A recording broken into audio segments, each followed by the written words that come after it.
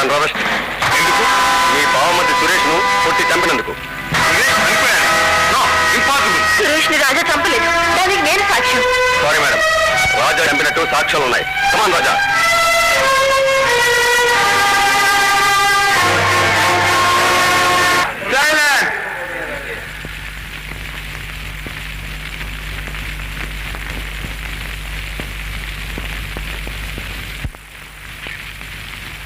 ముద్దాయిని హాజరుపరచండి.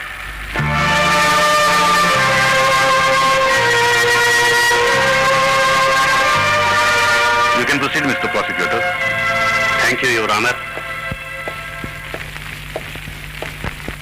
మిస్టర్ రాజా, సురేష్ను చంపాలనే ఉద్దేశం నీకు ఎందుకు కలిగింది? సురేష్ నేను చంపలేదు. కొట్టావు, చచ్చే వరకు కొట్టావు. నేను కొట్టినప్పుడు ఆ నీచుడు చావలేదు. యువర్ ఆనర్, సురేష్ చనిపోయిన తర్వాత కూడా ముద్దాయికి అతని ఎంత కోపం ఉందంటే బతికుండగా ఎంత కసి ఉండేదో అర్థమవుతుంది.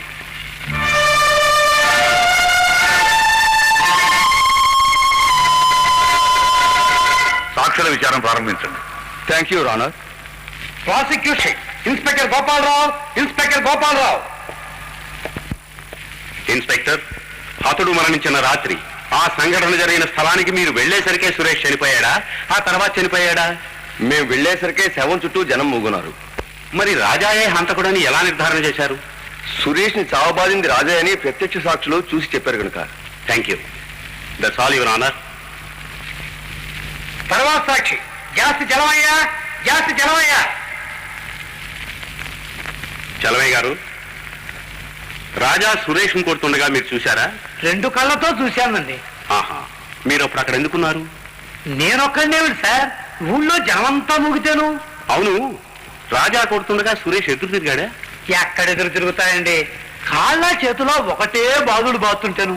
అంటే దెబ్బలాటలో అనుకోకుండా చనిపోవడం కాదు, సురేష్ ని చంపడం కోసమే రాజా కొట్టేయండి మీ ఉద్దేశమా? Objection your honour. ప్రాసిక్యూషన్ వారు సాక్షిని తన వాదనకు మళ్లించుకోవడానికి ప్రయత్నిస్తున్నారు. Objection sustained.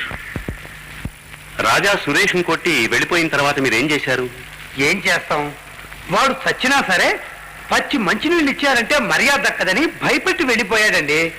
మేమందరం ఇళ్లలో దూరాం, కిటికీలు కూడా మూసుకున్నామండి. అక్కడికి నాకే మనసు ఉండబట్టక మా ఇంటి నుంచి పోలీస్ స్టేషన్కి ఫోన్ చేశాను.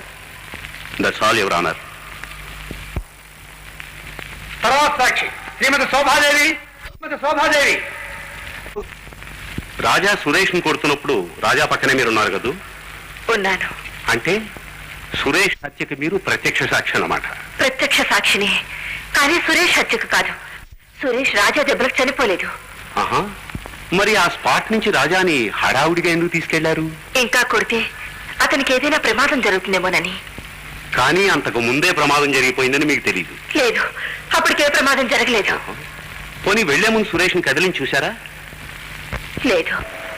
యువర్ ఆనర్, హతుడు సురేష్ ని తానే కొట్టినట్టుగా ముద్దాయి రాజా అంగీకరించాడు. ఆ దెబ్బలకే సురేష్ చనిపోయినట్టు మెడికల్ రిపోర్ట్ కూడా ఉంది. ముద్దాయి రాజా చదువుకున్నవాడు, చట్టం అంటే తెలిసినవాడు, అయినా ఉద్దేశపూర్వకంగా సురేష్ ని హత్య చేసినట్టు నిరూపణ అయింది కనుక ముద్దాయి కఠిన శిక్ష విధించవలసిందిగా కోర్టు వారిని కోరుతున్నాను. Court is ఎడ్జర్న్డ్.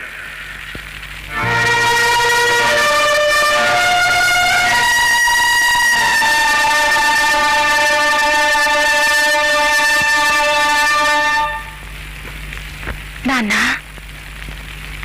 ఎవరు? నేనే నాన్న. అలా పిలిచే అర్హత ఏనాడో కోల్పోయావు. అసలు ఈ గడప దొక్కే హక్కు నీకు లేదు. ఎందుకు వచ్చావు? పెళ్లి చేసుకున్నప్పుడు మీ ఆశీర్వాదం పొందలేకపోయాను. ఇప్పుడైనా మీ దీవెనలు అందుకుందామని వచ్చాను. ఏమని దీవించు? తండ్రి పరువు తీసిన తనయవు చిరంజీవాన్ని దీవించన? రేపో మాపో ఉరికెంబెక్కడ ఉన్న ఒక హంతకుడు భార్యవు దీర్ఘసుమంగళీ భవాని ఆశీర్వదించు. నేరస్తులను శిక్షించే జడ్జిగా కాక బిడ్డల తప్పులు క్షమించే తండ్రిగా ఆలోచించండి. ఆలోచించే అవకాశమే లేదు. చట్టం న్యాయం అనుబద్ధాలకు అతీతమైనది. హంతకుడు తమ్ముడు హంతకుడు అవుతాడని నేను ఆనాడే చెప్పాను. రాజా హంతకుడు కాదు.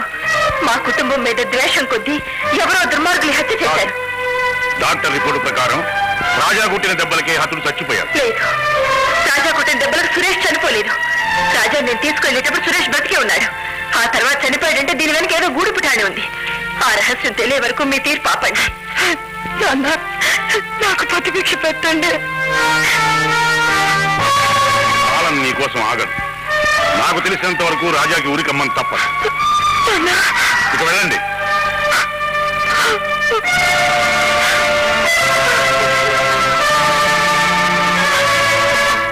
సురేష్ హత్య కేసులో డిఫెన్స్ ఆర్గ్యుమెంట్స్ ఆరంభించవచ్చు.